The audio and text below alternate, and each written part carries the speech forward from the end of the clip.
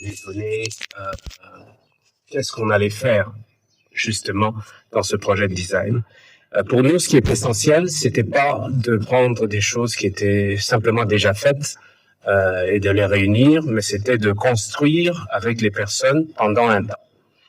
Donc, nous avons construit avec 4 designers, une designer senior, je l'appelle designer senior parce que elle a 20 ans de métier, Fifiki Kangala, qui est absente parce que 6 jours, une semaine avant le début de l'exposition, elle a été endeuillée.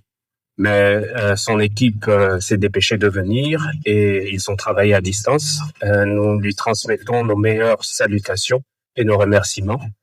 Nous avons Pierrette Ponga, nous avons Doxa Perle et nous avons Evodi Mulumba. Donc chacune d'elles, nous avons travaillé et le principe était clair. Nous avons sélectionné des ateliers qui étaient tenus par des designers qui pouvaient accueillir les personnes pendant un certain temps. Et le délai était de 40 à 45 jours. En parallèle de la construction du bâtiment, le projet était en parallèle. C'est-à-dire que ça évoluait en même temps que le bâtiment était construit.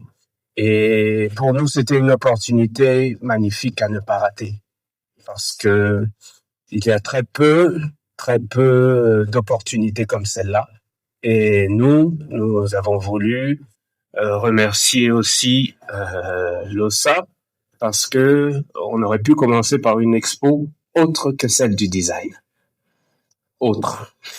Mais c'est émouvant aussi pour moi parce que nous étions en train de construire le bâtiment et de suivre les personnes en même temps.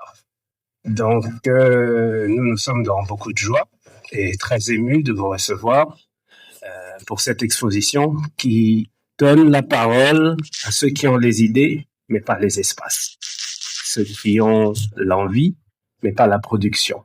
Ceux qui veulent faire des choses, mais qui savent pas où les faire. Et les 2 personnes avec qui nous avons travaillé, Madame Fifiki Kangala et notre très cher ami qui est un designer du quartier, Monsieur... j'ai beaucoup d'émotions.